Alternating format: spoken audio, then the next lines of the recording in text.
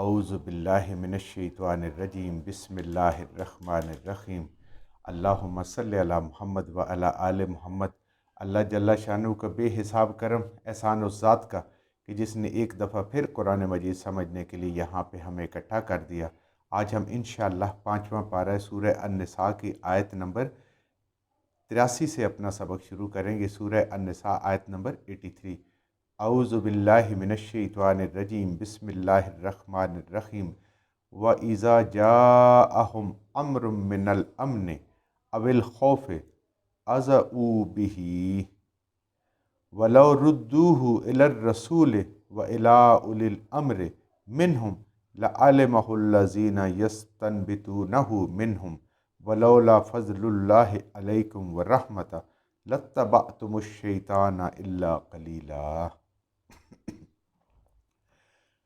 وَإِذَا اور جب جاءہم آتی ہے ان کے پاس، امرن کوئی بھی خبر، کوئی بھی بات، من الامن او الخوف وہ امن سے متعلق ہو یا کسی خوف سے متعلق ہو۔ یہاں بھی ان لوگوں کا ذکر کیا جا رہا ہے، مسلمانوں کی تربیت کی جا رہی ہے مدینہ شریف میں، کہ جب بھی تمہیں کوئی خبر ملے، کوئی بات نہیں ملے، وہ امن سے متعلق ہو یا کوئی خوف سے متعلق ہو، جنگ کے ہو، کسی طرح کی بھی کوئی نئی بات ملے تو بجائے اس کے کہ اس کو لوگوں میں پھیلاتے پھریں، جیسے آج کل بھی یہ رواج ہے، یہ اس وقت بھی تھا، اللہ تعالیٰ اس سے منع فرما رہے ہیں کہ بغیر تحقیق کے، اور تحقیق کی ذمہ داری کس کی ہے؟ اس وقت تھا وَلَوْ رُدُّوهُ إِلَى الرَّسُولِ کہ اس بات کو لوٹائیں رسول صلی اللہ علیہ وآلہ وسلم کی طرف، کیونکہ آپ وہاں پہ ان کے اندر آپ کی مبارک ذات موجود تھی، اور آنے والے وقت کے لیے اللہ تعالیٰ نے فرمایا وَإِلَىٰ أُولِي الْأَمْرِ اور آپ کے اندر جو صاحب حیثیت لوگ ہیں، یعنی جو سردار ہے، جو سربراہ ہے کسی بھی قبیلے کا، کسی بھی علاقے کا جو ذمہ دار ہے، کسی بھی محلے کا جو ذمہ دار ہے، اس کو سب سے پہلے پہنچائیں کہ یہ خبر میں نے سنی ہے۔ لیکن آج وہ بریکنگ نیوز کے طور پہ کہ میں نے یہ سب سے پہلے بتائی ہے، میں نے اس خبر کو بریک کیا ہے، تو وہ سچی ہو یا جھوٹی ہو، ایک سنسنی پھیلانے کے لیے اللہ تعالیٰ اس وقت بھی اس سے منع فرما رہے ہیں، اور قیامت تک یہ بات قرآن میں آ گئی، اللہ تعالیٰ نے اسے منع فرما دیا کہ جب بھی کوئی خبر آئے، وہ اچھی ہو یا بری ہو، وہ امن کے متعلق ہو یا کوئی خوف سے متعلق ہو، لڑائی ہو کسی طرح کے بھی ہو، کوئی مستقبل کی خبر ہو، جو آپ سنیں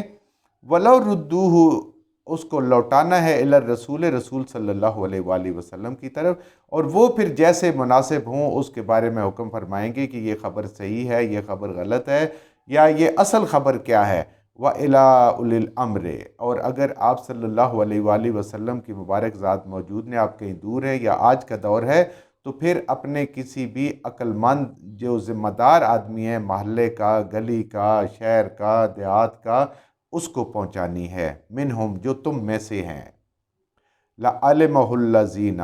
تاکہ وہ اس چیز کا پورا پورا علم حاصل کر لیں، الَّذِينَ وہ لوگ، یعنی رسول صلی اللہ علیہ وآلہ وسلم کو اللہ کی طرف سے ہدایات مل جائیں، اور جو اولی الامر ہے وہ اپنے طور پہ اس کی تصدیق یا تردید کرے، یستنبطونہ وہ اس کی خوب تحقیق کرے۔ دیکھیں ہر بندہ تحقیق نہیں کر سکتا، ان کے پاس ذرائع اور وسائل ہوتے ہیں جس سے وہ تحقیق کر سکتے ہیں،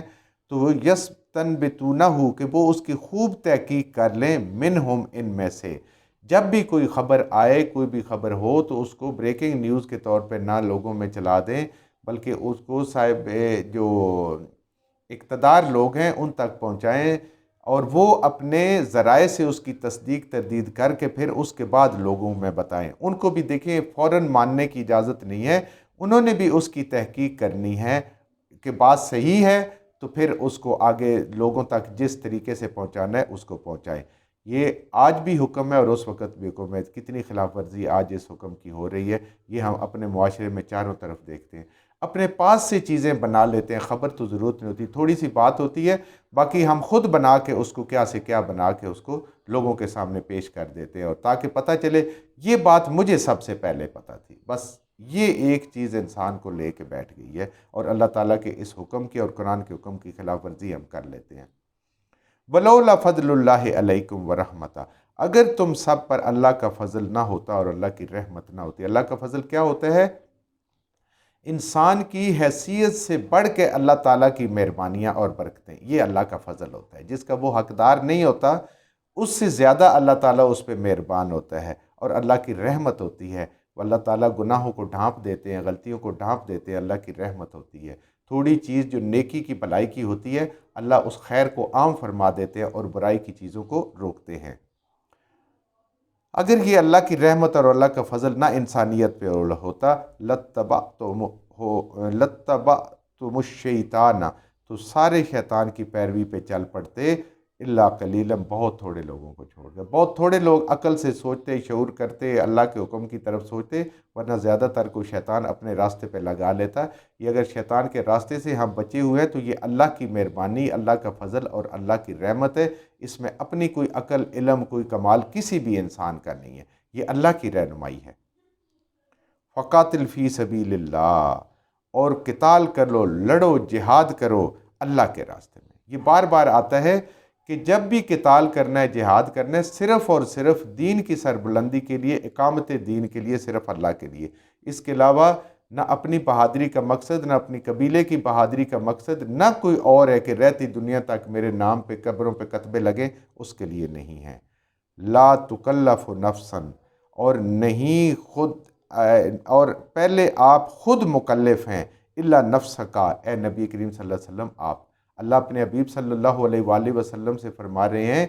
کہ آپ ان مومنے کو کہیں کہ یہ اللہ کے راستے میں جہاد کریں، لیکن ذمہ دار آپ صرف اپنی جان کے، آپ نے تو کرنا ہی کرنا ہے۔ آپ اگر یہ مانتے ہیں تو ظاہر درجات پائیں گے، اللہ کا فضل پائیں گے، اللہ کی رحمتیں پائیں گے، اور اگر نہیں مانتے تو آپ کے ذمے نہیں ہیں۔ لا تکلف ہو، نہیں ہے پہلے خود عمل کرنا، الا نفس کا، مگر آپ نے صرف اور صرف اپنی جان کا، آپ نے ان پہ عمل کر کے دکھانا ہے کہ اس طریقے سے اللہ نے مجھے حکم دیا ہے، میں یہ اکیلا ہی نکل پڑا ہوں، پھر پیچھے ساری جماعت آئے گی انشاءاللہ۔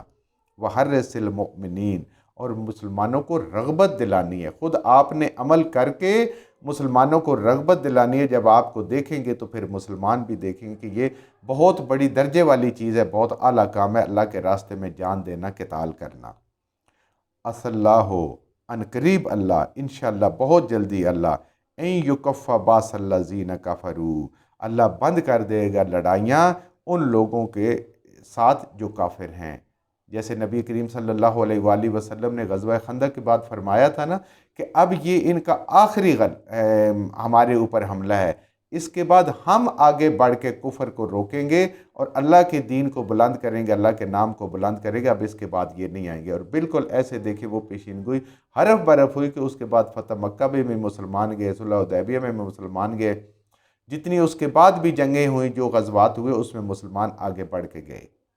تو اللہ فرما رہے کہ ہم روک دیں گے ان کو، لیکن آپ کو آزمانا ہے کہ آپ اور آپ کے ساتھ جو صحابہ کرام ہیں وہ لوگوں کو دکھا دیں گے کہ ان کا اللہ پہ کتنا یقین ہے اور وہ آپ سے کتنی محبت کرتے ہیں۔ واللہ اشد، اور اللہ تعالیٰ بہت شدید ہے، سخت ہے، باسن، لڑائی میں۔ اللہ جس کے ساتھ ہوگا تو اس کا کوئی مقابلہ کرنے والا نہیں ہے۔ اللہ تعالیٰ کی ذات جو ہے وہ تو بہت قوت والی ہے، بہت طاقت والی ہے۔ وَأَشَدُّ، اور اللہ بہت طاقت والے ہیں، تنکیلا، بند کرنے میں۔ اللہ تعالیٰ کسی کو سزا دیں، کسی چیز کو بند کریں تو اللہ تعالیٰ اس چیز کی پوری طاقت رکھتے ہیں، اور جس کے ساتھ اللہ تعالیٰ کی ذات موجود ہوگی وہی فتح حاصل کرے گا، اور جس کے ساتھ جو اللہ کا مخالف ہوگا آخر کار اس نے نیست و نابود ہو جانا ہے۔ جو کچھ ہم نے صحیح پڑھا اللہ ہمارے ذہنوں میں، دلوں میں بٹھا دے، جہاں جہاں پڑھتے ہوئے بولتے ہم سے غلطیاں ہو گئی اللہ میں معاف فرما دے، اور ان غلط باتوں کو ہمارے ذہنوں سے، دلوں سے اللہ کی ذات نکال دے۔